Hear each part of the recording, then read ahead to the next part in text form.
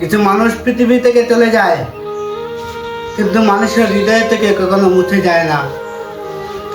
কিছু কণ্ঠ থেমে যায়, অথচ তাদের উচ্চারিত সত্যের প্রতিদ্বন্দ্বী কখনো থেমে যায় না।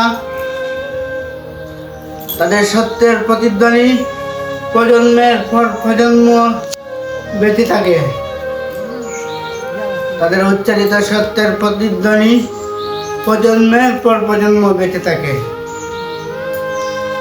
আল্লামা দেলোয়ার হোসেন সাঈদী ছিলেন এমন এক আলোচিত প্রভাবশালী বক্তা এবং রাজনীতিবিদ, যিনি কোরআনের কথা বলতেন, মনে হয়তো শব্দগুলো কেবল কানে পৌঁছাচ্ছে না, হৃদয়ের দরজায় গিয়ে কোরআন আসছে। তার তাফসীরের ভাষা ছিল সহজ, অথচ তার আবেগ ছিল গভীর।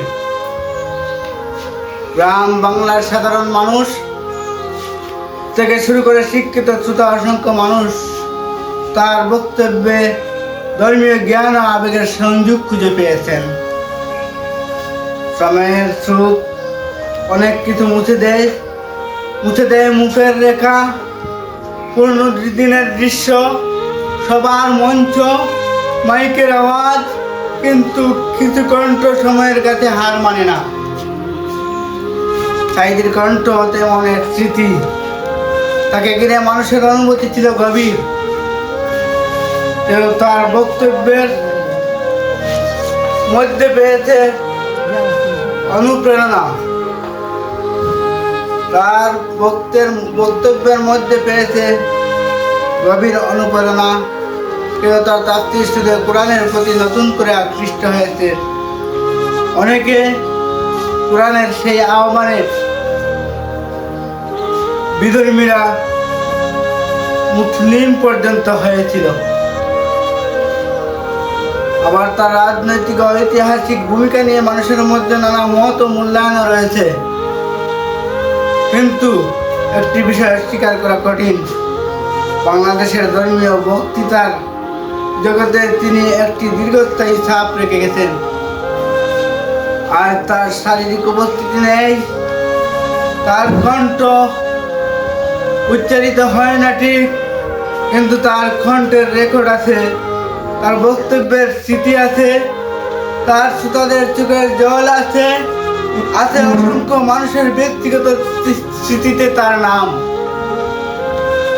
মানুষ চলে যায়, কিন্তু মানুষের রেখে যাওয়া প্রভাব সব সময় চলে যায় না। সাঈদীর যে প্রভাব, এই প্রভাব যুগ যুগ ধরে মানুষের মধ্যে ইসলামী তাহজিব চেতনাকে সমৃদ্ধ করবে এবং তার প্রভাব কিয়ামত পর্যন্ত বিস্তৃত থাকবে ইনশাআল্লাহ। তাই সাঈদীকে স্মরণ করা মানে শুধু একজন বক্তাকে স্মরণ করা নয়, বরং বাংলাদেশের একটি সময়, একটি প্রজন্মের ধর্মীয় অনুভূতি এবং কোরআনের বাণীকে মানুষের কাছে পৌঁছে দেওয়ার এক বিশেষ অধ্যায়কে স্মরণ করা।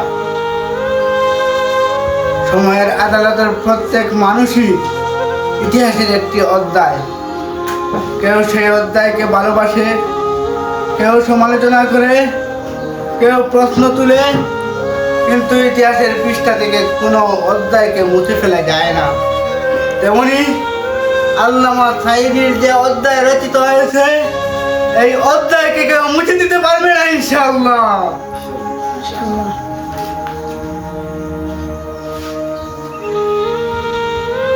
আল্লামা দেলোয়ার হোসেন সাঈদী একটি প্রেরণার নাম, একটি উৎসাহের নাম।